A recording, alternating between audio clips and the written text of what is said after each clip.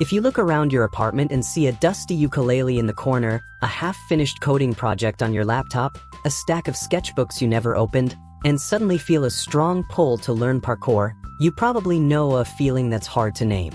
It's that quiet, gnawing shame that whispers, "Why can't you just stick to one thing?" Society has a label for people like you. They call you a dilettante. They tell you you're scattered, unfocused, or that you lack the discipline to specialize. Maybe you've even muttered that phrase to yourself, "Jack of all trades, master of none." And yeah, it stings. It feels like a verdict on your life. But here's the part people usually leave out. The full quote actually goes, "A jack of all trades is a master of none, but oftentimes better than a master of one." And when you hear it that way, it's not a criticism, it's a compliment. Psychologists say that restless curiosity isn't a flaw. It's a sign of something extraordinary. Your brain is wired for flexibility, for adaptability. You aren't failing to specialize, you're unconsciously building a rare mental architecture I like to call the M-shaped mind. While the world keeps screaming focus, your nervous system is quietly preparing you for a world where being narrowly specialized can actually make you fragile. To understand why this anxiety feels so heavy, we need to look at the story you were sold. For decades, the world rewarded the people who dug one hole and dug it deep. A career path was like a golf course with fixed rules. Practice your swing enough hours and you win. That was a kind environment, predictable and stable. But that's not the world we live in anymore. Today, the world is messy. It's unpredictable. The rules change every day. In this environment, a specialist can become obsolete overnight. And that's why you drift. One year you're obsessed with electrical work, the next you're learning calligraphy while teaching a side hustle online, and the next you're diving into salsa dancing and podcasting. To someone else, it looks chaotic. They might call you unfocused, inconsistent, or even flaky. But you're not just jumping around, you're gathering data points, building connections, and learning to make leaps that others can't. In psychology, this is called far transfer. Specialists use near transfer, solving problems they've seen before with familiar tools. But you're connecting entirely different domains. Imagine a software engineer who spent years raising bees and farming vegetables. On paper, those skills seem unrelated to coding. But that experience gives them a unique understanding of systems, growth, and cycles. They don't just write software, they cultivate ecosystems. That's far transfer. That's where innovation happens. You might feel like an imposter because you're not the best at one thing. But here's the truth.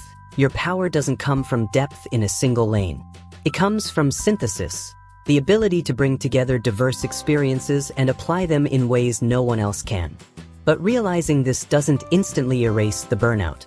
You still see peers climbing corporate ladders, earning titles, and you feel like you're lagging behind because your interests pull you in multiple directions. This happens because you've misunderstood the geometry of your potential. You aren't just T-shaped, with a broad base and a single deep pillar. You're M-shaped. You have multiple pillars of depth, connected by curiosity. But here's the catch. You can't build all of them at once. Trying to learn digital marketing, write a novel, and start a business all in the same month will crush you. The people who thrive, the real polymaths, understand serial mastery. Life happens in seasons. You might spend your 20s obsessed with music and painting. Then your 30s might be about coding to pay the bills. You didn't quit creativity, you just finished that season of construction. I remember reading about a woman named Clara, who at 48 realized she didn't have to choose between her love for photography and her career in engineering. She let engineering be the pillar that supported her financially while photography, volunteer work, and creative writing grew in the evenings and weekends. She refused high-demand promotions, limited her workweek, and protected her energy. Slowly, those seemingly separate passions converged into a full life she could never have imagined if she'd chosen just one path. That's the M-shaped life in action. There's one more secret that makes this path resilient: redundancy. In nature, redundancy is survival. Elephants rarely get cancer because they have multiple copies of the same protective genes. If one fails, another picks up the slack.